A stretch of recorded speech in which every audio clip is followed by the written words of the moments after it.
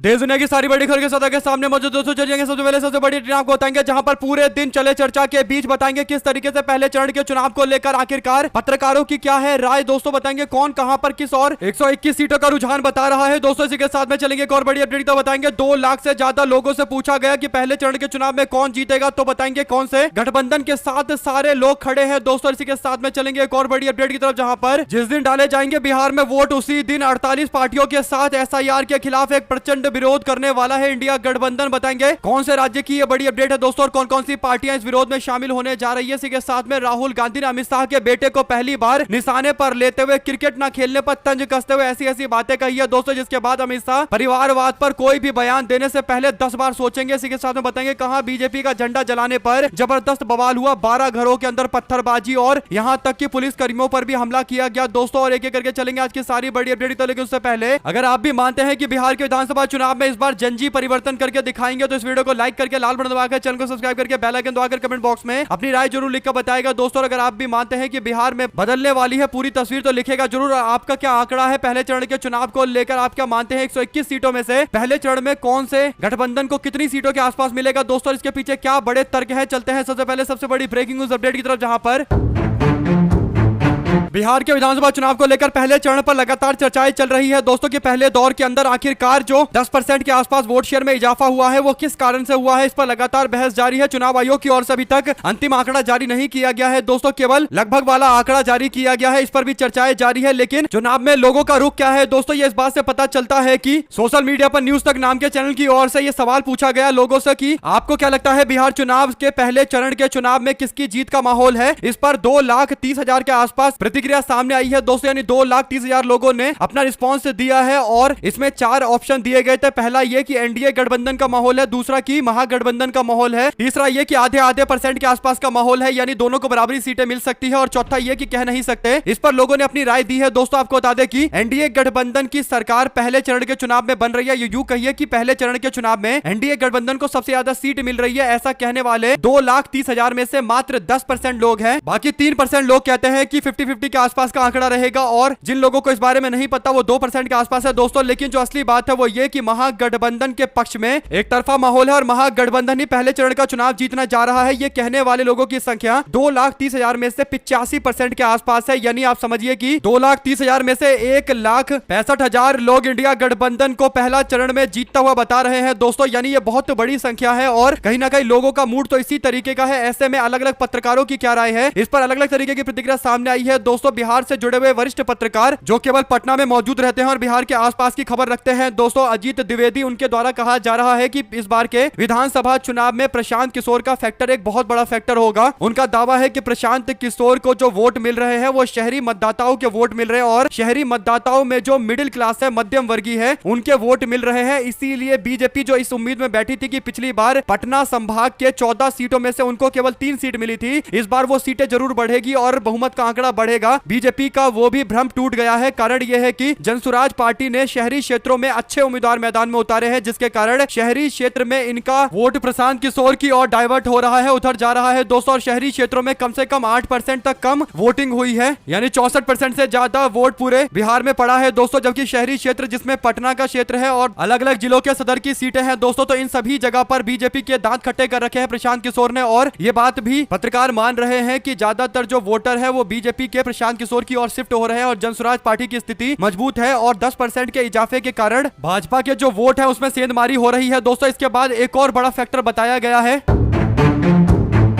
दरअसल सी वोटर से जुड़े यशवंत देशमुख बताते हैं कि 61% पुरुषों ने वोट डाला, 69% के आसपास महिलाओं ने वोट डाला। लेकिन इसमें देखने वाली बात यह है कि इसमें तकरीबन 20 ऐसी सीटें हैं 121 में से जहां पर महिलाओं का मतदान प्रतिशत पुरुषों से ज्यादा था, और ऐसा ही उल्टा पुरुषों के लिए भी है दोस्तों। तो कुल मिलाकर मामला एकदम ड्रॉ चल रहा है। ये नहीं कह सकते कि महिलाओं ने ज्यादा वोट डाला है, यहाँ भी एक तरीके की असमंजस की स्थिति बनी हुई है। जबकि यशवंत देशमुख एक और बड़ा दावा करते हैं, वो कहते हैं कि युवा और जो खासकर जिनको हम जनजी कहते हैं, जो पहली बार वोट डालते हैं, उनमें तेजस्वी यादव और जनसुराज को लेकर उत्साह था। लेकिन आखिर जनसुराज पार्टी का चुनाव प्रचार काफी कमजोर पड़ा जब उन्होंने तेजस्वी यादव के खिलाफ चुनाव लड़ने से मना कर दिया, जिसके कारण खासकर जो ग्रामीण इलाके हैं वहां पर युवाओं ने तेजस्वी यादव को एक विकल्प के तौर पर देखा है जो चुनाव के नतीजे को तय कर सकता है। इस बार 14 लाख के आसपास ऐसे युवा है दोस्तों जो पहली बार वोट डालेंगे। अगर आप भी मानते हैं कि बिहार का ये चुनाव जनजी के हवाले है और बिहार में जनजी जो करेगा वही होगा नतीजा, तो लिखकर जरूर बताएगा। चलते हैं एक और बड़ी अपडेट की तरफ, जहां पर राहुल गांधी ने भी जनजी समाज के लिए एक बड़ा मैसेज भेजा है दोस्तों। राहुल कहते हैं कि मैं ये खुलासा लगातार करता रहूंगा वोट चोरी के बारे में, हमारे पास और भी कई सारे सबूत मौजूद है। मैं जनजी समाज के लोगों को, जनजी को बताना चाहता हूं कि कैसे चुनाव की चोरी की जा रही है, गड़बड़ियां की जा रही है, चुनाव आयोग की ओर से गड़बड़ियां की जा रही है। मीडिया से बात करते हुए राहुल गांधी ने जनजी को जागरूक करने की बात कही है दोस्तों। और राहुल गांधी जब जब जनजी शब्द का इस्तेमाल करते हैं तब तब बीजेपी वालों के हाथ पैर कांपने लगते हैं दोस्तों, उनको नेपाल याद आने लगता है। जबकि राहुल गांधी ने साफ तौर पर कहा है कि वो युवा वर्ग को, जिनको जनजी बोला जाता है, उनको बताना चाहते हैं कि कैसे चुनाव के साथ, चुनाव की प्रक्रिया के साथ में छेड़खानी की जा रही है। दो शब्द जरूर लिखकर बताएगा दोस्तों इस मामले पर। आगे राहुल गांधी ने अमित शाह के बेटे को सीधे निशाने पर लेते हुए कहा कि वो इंडियन क्रिकेट टीम संभाल रहा है। भागलपुर में राहुल गांधी कहते हैं कि अमित शाह का बेटा बल्ला पकड़ना नहीं जानता और उसको क्रिकेट की जिम्मेदारी दी गई है। अमित शाह के बेटे को बल्ला पकड़ना नहीं आता, एक रन नहीं ले सकता, उसके हवाले पूरी टीम कर दी गई है। हम चाहते हैं कि क्रिकेट टीम को क्रिकेट टीम के लोग ही संभाले। राहुल गांधी ने आगे कहा कि नीतीश कुमार, नरेंद्र मोदी, अमित शाह ने बिहार को हिंदुस्तान का मजदूर बना दिया है। पुल से लेकर सड़क, टनल, हाईवे आप लोग बनाते हो, आज पूरे देश में मजदूरी करते हो, लेकिन आपको बिहार में नौकरी नहीं मिलती, यहाँ से रोजगार को मिटा दिया जाएगा। इसके बाद जो राहुल गांधी बोले हैं दोस्तों वो काफी दिलचस्प बात है। राहुल गांधी ने कहा कि हम लोग बिहार में नालंदा यूनिवर्सिटी जो विश्वविद्यालय हुआ करता था, यानी पूरी दुनिया भर के बड़े से बड़े विद्वान बिहार में आकर शिक्षा दीक्षा किया करते थे नालंदा में, आज उसकी हालत खराब कर दी गई है। राहुल का वादा है कि केंद्र में इंडिया गठबंधन की सरकार आते ही नालंदा जैसा विश्वविद्यालय बनाएंगे। राहुल गांधी ने यह वादा करते हुए कहा कि जल्द होगा, यानी दोस्तों राहुल गांधी का इशारा था कि बिहार का चुनाव होते ही केंद्र में हड़बड़ी मचेगी, यानी एक तरीके से इनडायरेक्ट वो बोल रहे हैं कि बिहार के चुनाव के बाद केंद्र की सत्ता से भाजपा को उखाड़कर फेंका जाएगा और इसके बाद इंडिया गठबंधन की सरकार बनेगी। राहुल गांधी ने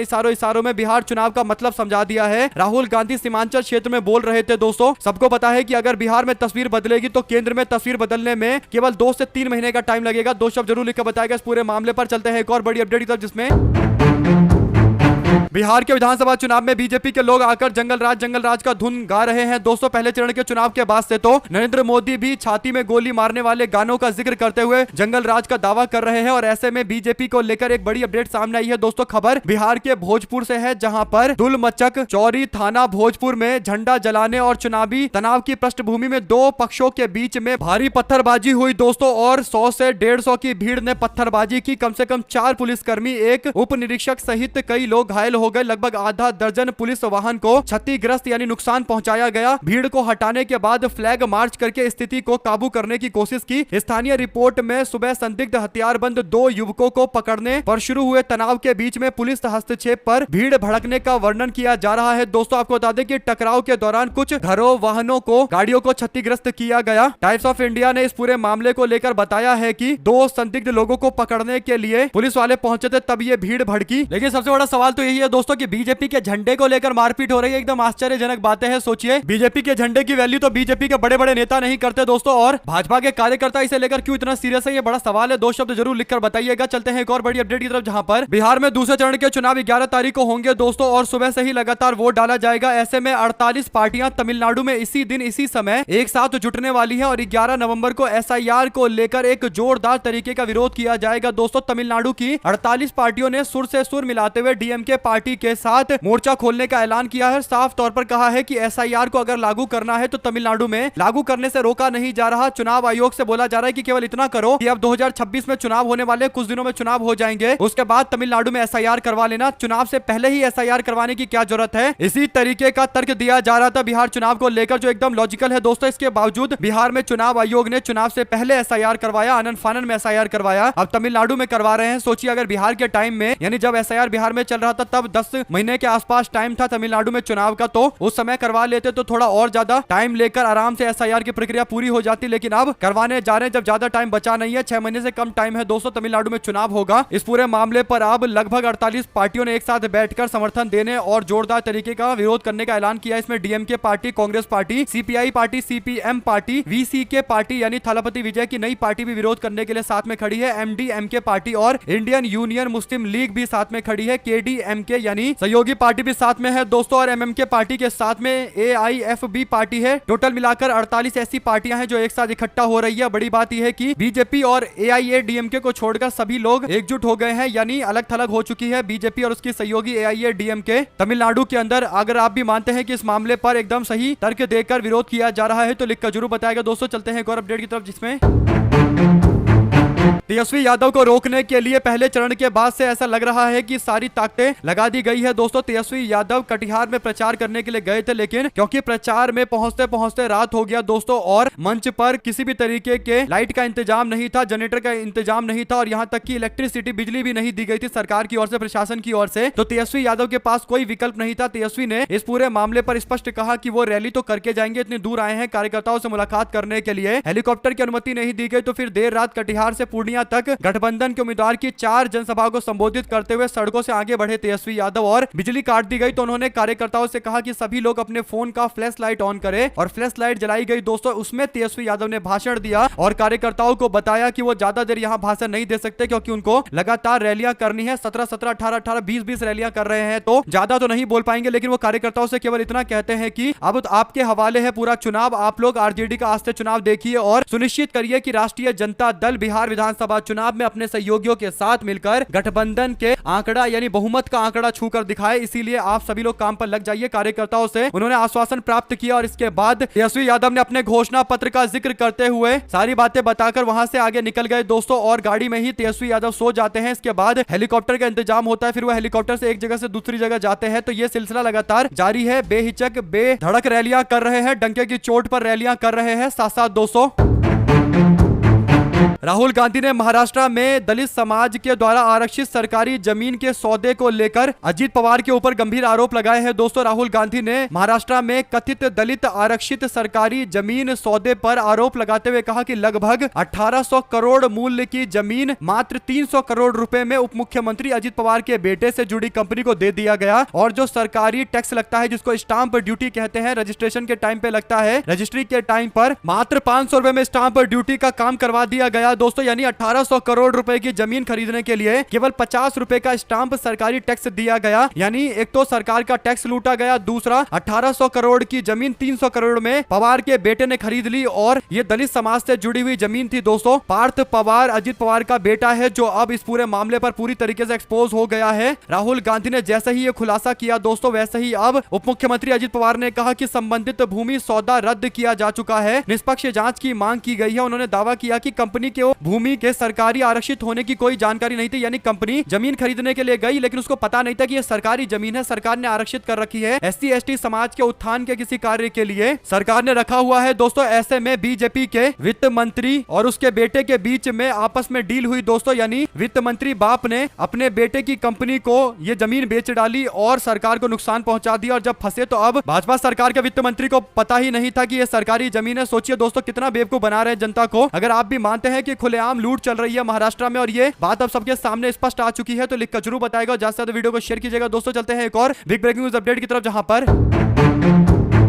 नरेंद्र मोदी बिहार में प्रचार करने के लिए कैमूर पहुंचे थे दोस्तों। कैमूर में प्रचार के दौरान नरेंद्र मोदी एक बार फिर से जंगल राज का टेप चलाने लगे दोस्तों, यानी टेप रिकॉर्डर जो होता है जो एक ही बात पर अटक जाता है, जंगल राज जंगल राज जंगल राज जंगल राज, यही कर रहे थे नरेंद्र मोदी और कैमूर के अंदर उनको जंगल राज की याद आ रही थी। और मोदी ने यूट्यूब पर जो एक वीडियो है दोस्तों, एक गायक का वीडियो है जिसमें वो उसके शब्द है कि मारव सिक्सर के 6 गोली छाती में रे, यानी बिहारी में कहने का मतलब यह है कि 6 गोलियां छाती में मारूंगा क्योंकि मैं एक समाज से आता हूं, यादव समाज की बात चल रही थी दोस्तों। और नरेंद्र मोदी उसी गाने का जिक्र करते हुए कहते हैं कि ये महागठबंधन और आरजेडी के लोगों का गाना है और ये लोग फिर से बिहार में जंगल राज लेकर आना चाहते हैं। जबकि दूसरी ओर आप देखेंगे कि प्रधानमंत्री एक समाज विशेष के लिए इस तरीके की बातें कर रहे हैं दोस्तों, यानी यादव समाज से लोगों को डराने की कोशिश की जा रही है। इसके इतर अगर नरेंद्र मोदी को वाकई बिहार के जंगल राज की परवाह होती दोस्तों और नरेंद्र मोदी को लगता कि गानों की वजह से जंगल राज बिहार में आ जाएगा तो उनको थोड़ा और सर्च मारना पड़ता, तो उनको इतने सारे वीडियो मिल जाते अलग अलग जाति समूह को लेकर जहां पर लोग गाने गाने गाते हैं, अलग अलग जाति समाज के लोगों के दबंगई को बताने की कोशिश करते हैं। कोई कहता है भूमिहार के पावर, किसी के गाने के बोल हैं कि पावर होला खाली पासवान जाति में रे। इसके बाद कोई कहता है पावर होला बनिया जाति में, इसके बाद पावर होता खाली राजपूत जाति में। इस तरीके से अलग अलग जातियों को लेकर भी गाने हैं दोस्तों, लेकिन नरेंद्र मोदी को केवल अहीर समाज यानी यादव समाज का गाना दिखाई दिया। कारण यह है कि नरेंद्र मोदी कहीं ना कहीं यादव समाज को जंगल राज का पर्याय बनाने की कोशिश कर रहे हैं। दो शब्द जरूर लिखकर बताइएगा। इसके इतर अगर आप लोग की कोई और राय हो तब भी लिखेगा जरूर। चलते हैं एक और बड़ी अपडेट की तरफ दोस्तों, जिसमें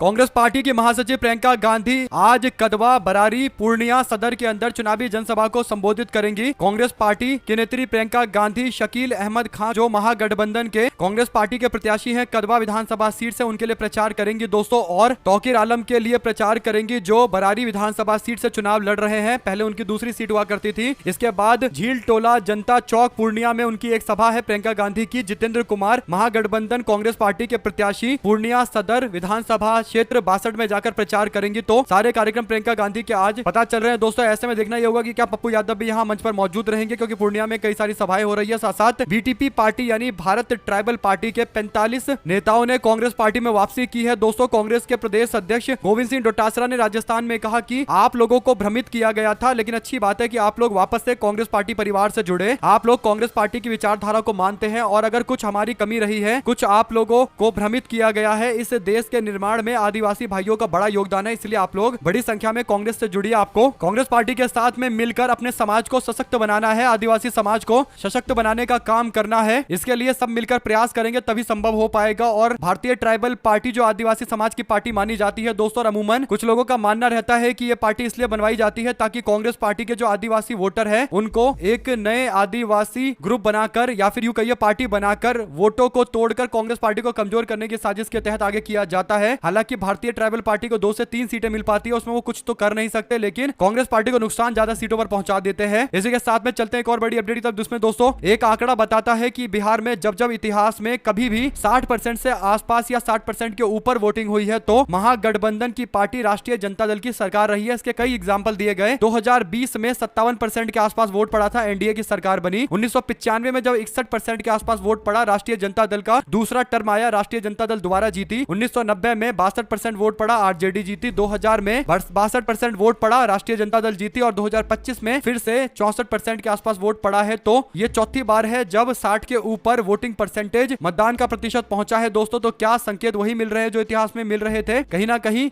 इतिहास में जो बातें सामने आती है उसको झुटला तो नहीं दिया जा सकता, क्योंकि अगर एक ही ट्रेंड बार बार रिपीट हो रहा है, बार बार एक ही चीज हो रही है, तो कहीं ना कहीं उसको कुछ हद तक स्वीकृति जरूर देनी चाहिए और ज्यादा स्वीकृति देनी चाहिए। अगर 3 बार ऐसा हुआ है कि 60% से ज्यादा वोटों के ईवीएम या बैलेट पेपर में पड़ने के कारण आरजेडी की सरकार बनी है, तो फिर इस बार भी ऐसा मानना कोई खतरे वाली बात नहीं है। 2 शब्द जरूर लिखेगा साथ साथ दोस्तों। कांग्रेस पार्टी के सबसे बड़े स्टार प्रचारकों की लिस्ट में कुछ लोगों के नाम अगर आप लिखेंगे दोस्तों, तो इमरान प्रतापगढ़ी का नाम 4 से 5वीं पोजीशन पर आ जाएगा, क्योंकि उनकी इतनी ताबड़तोड़ रैलियां हो रही है और उनकी रैलियों में भीड़ नहीं, ऐसा कहिए कि एक समंदर का, लोगों का एक समंदर देखने को मिलता है। यही बड़ा कारण है दोस्तों कि अब बिहार की जनसभाओं को लेकर इमरान प्रतापगढ़ी और ज्यादा एक्टिव हो गए हैं। तेजस्वी यादव के बाद बिहार में सबसे ज्यादा ताबड़तोड़ रैलियां अगर कोई महागठबंधन के लिए कर रहा है तो वो इमरान प्रतापगढ़ी है, और पप्पू यादव भी साथ में लगातार कॉम्पिटिशन कर रहे हैं और दोनों धड़ाधड़ रैलियां कर रहे हैं दोस्तों। ऐसे में इमरान प्रतापगढ़ी की एक जनसभा 8 तारीख यानी आज पहली जनसभा भागलपुर में होगी, फिर वो कहलगांव में मौजूद रहेंगे, फिर सुपौल जाएंगे, फिर बहादुरगंज, फिर कोचा धामन, फिर अमोर और बायसी और कस्बा में भी उनकी रैली होने वाली है। तो टोटल 8 जनसभाओं को संबोधित करेंगे। आप लोग इसे किस तरीके से देखते हैं लिखकर जरूर बताएगा और ज्यादा से ज्यादा वीडियो को शेयर कीजिएगा। साथ साथ दोस्तों केंद्रीय मंत्री अमित शाह ने पूर्णिया में रोड शो किया, उनके साथ गाड़ी पर बीजेपी के प्रदेश अध्यक्ष दिलीप जायसवाल भी थे दोस्तों। शाम 6 बजे करीब ये रोड शो हुआ और 30 मिनट तक चला। रोड शो के दौरान अमित शाह ने गाड़ी से लोगों पर फूल बरसाए, छतों से लोगों ने अमित शाह के ऊपर फूल बरसाए। आप लोग जानते हैं कि अमित शाह या मोदी की रैली में फूल कैसे बरसवाए जाते हैं दोस्तों। एक महिला का वीडियो भी वायरल होता है जिसमें वो बता रही थी कि उनको 1000 रुपए दिए गए अपने छतों से फूल फेंकने के लिए अमित शाह और मोदी के ऊपर, और आप लोग जानते हैं कि ये कैसे पूरा एक प्रायोजित कार्यक्रम होता है। 2 शब्द जरूर लिखकर बताएगा दोस्तों। इसी के साथ में चलते हैं एक और बड़ी अपडेट की तरफ, जिसमें सनोखर से तेजस्वी यादव की एक सभा को लेकर अपडेट है। तेजस्वी ने इस सभा में एक सीधी लाइन खींची है दोस्तों। तेजस्वी कहते हैं कि हमारा नारा एकदम क्लियर है, एक बिहारी 100 पर भारी, और गुजराती शासन बिहार में नहीं चलेगा, यानी गुजराती बिहार नहीं चलाएंगे, बिहार को बिहारी चलाएगा, गुजराती शासन बिहार नहीं चलेगा, बिहार में नहीं चलेगा। और कहीं ना कहीं दोस्तों उन्होंने एक लाइन खींच दी है बाहरी वर्सेस बिहारी की, यानी जनता को तय करना है कि एक बिहारी व्यक्ति को वो बिहार का शासन व्यवस्था देना चाहते हैं या फिर बाहर से आए व्यक्ति को। तेजस्वी यादव एकदम बीजेपी वाली रणनीति अपना रहे दोस्तों, जो भाजपा वाले गुजरात में जा जाकर इमोशनल कार्ड खेलते हैं कि गुजरात के बेटे को वोट दीजिए, मोदी को वोट दीजिए। ऐसे ही तेजस्वी यादव एकदम क्लियर है कि बाहरी बिहार को नहीं चलाएगा, बिहार का बेटा बिहार को चलाएगा। आप लोग क्या कहना चाहते हैं लिखिएगा जरूर दोस्तों। साथ साथ